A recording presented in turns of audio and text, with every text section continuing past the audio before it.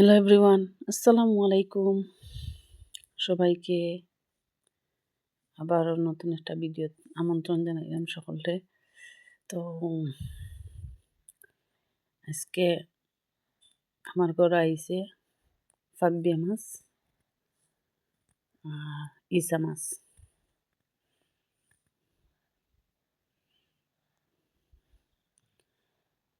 তো যেহেতু ঘরে বাচ্চা কাচ্চা আছেন,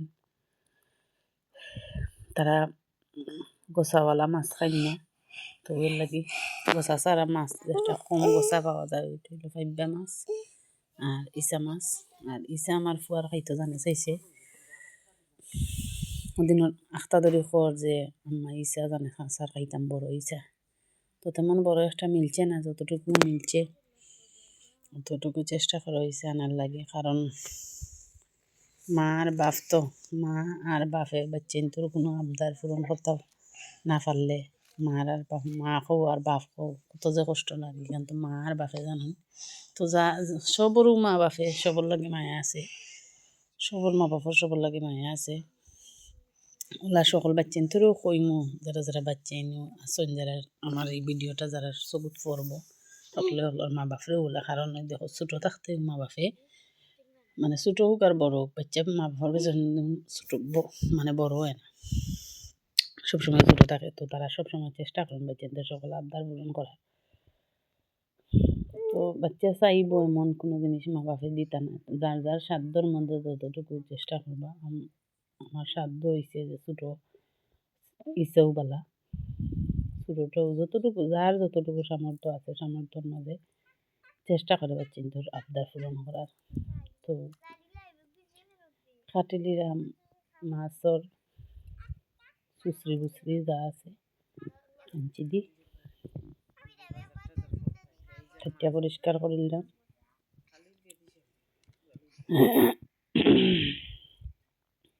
একটা একটা করে সবটি মাছ পরিষ্কার করে দিব। আসলে যে মাথা ব্যথা করে মানে চাইছিল না রান্না, তারপরেও রান্ধি আর মাছগুলো ভাজি নিলাম, ভাজিয়া বুনা করম। তো যত বাচ্চা খাচ্ছেন আসন সকল বাচ্চা খাচ্ছেন, তোর উদ্দেশ্য একটা কথা যে পিতার জীবন নিঃস্ব হয়ে যায় পুত্রের জীবন সাজাইতে।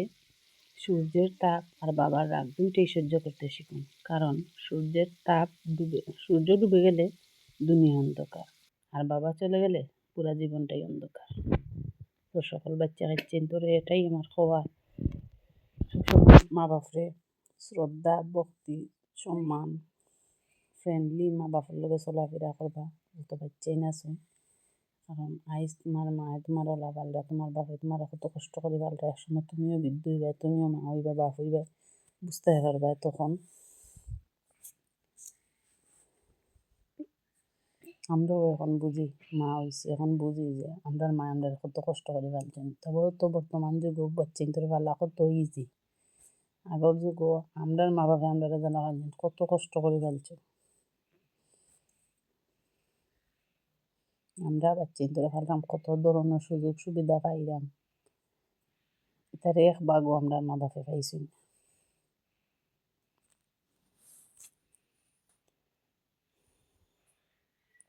তো ভালো করে মশলাটা কষাইয়া নিলাম।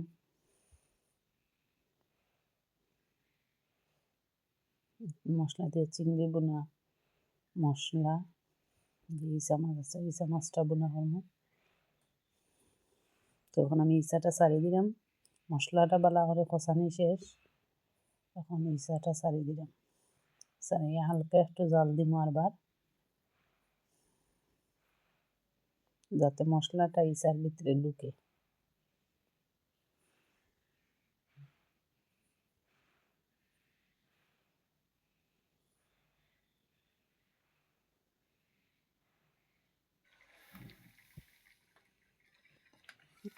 একটু লাড়ি সারি দিলাম যাতে মশলাটা ইসার ভিতরে ঢুকে। শেষ, এখন দিলাম বাখর পাতা দিয়া জাল দিব, দিয়া তো শেষ হয়ে গেল আমার ইচা মাছের বোনা।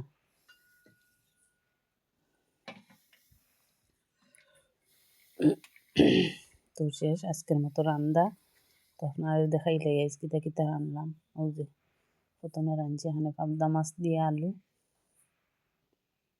সবটা শেয়ার করা সম্ভব হয় না, নিজে ক্যামেরাম্যান, নিজে এডিটিং, নিজে সব কিছু এবার ফ্যামিলির কাজ সামলানো লাগে।